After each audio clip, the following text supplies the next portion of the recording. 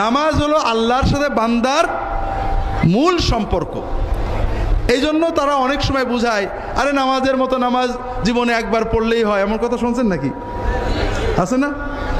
আর কেউ কি বলে খাওয়ার মতো খাওয়া জীবনে একবার খেলে হয়? হয়। এই কথা কেউ বললে তাকে পাগল বলবেন না? কিন্তু নামাজের কথা বলে আমরা কিছু বলে, প্রথম কথা যেটা বলেছি, মুহাম্মদ সাল্লাল্লাহু আলাইহি ওয়াসাল্লাম এবং সাহাবীদেরকে সামনে রাখবেন।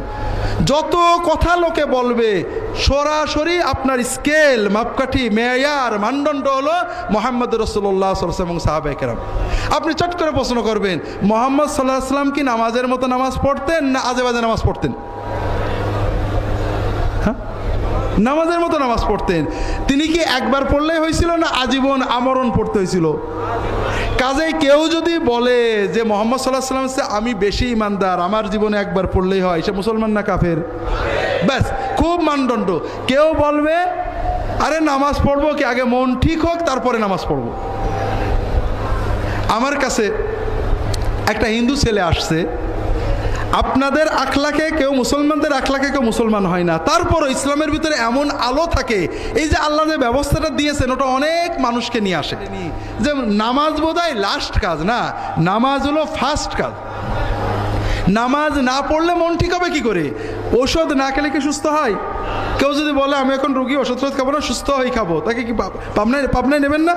এই তো পিছনে আছে, দেখবে তো ভাইরা বেঈমান। কেউ বলে যে মারেফত হয়ে গেলে আর নামাজ লাগে না, আছে নাকি এরকম? আছে। প্রথম কথা বোঝেন, এই যে মারেফতের গুরুত্ব দেওয়া, এটা রাসূলুল্লাহ সাল্লাল্লাহু আলাইহি ওয়াসাল্লাম কোরআন এবং হাদিসে নেই। কোরআন এবং হাদিস বলে ইহুদি, খ্রিস্টান, আবু জাহেল তাদেরও পুরো মারেফত ছিল।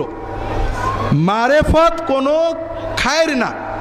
এই মারেফত যখন ইমানে যাবে, ইমান এবং এলেমে পরিণত হবে, তখন সেটা কল্যাণ।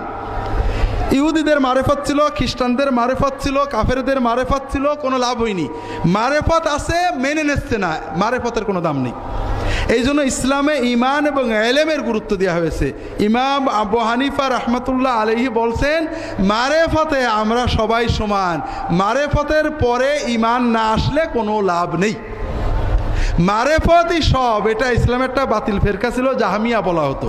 তারা বলতো, আবু হানিফা রহমতুল্লাহ আলাইহি লেখছেন, মারেফতই যদি সব হতো তাহলে খ্রিস্টান, ইহুদি, কাফের সবাই জান্নাতে যেত।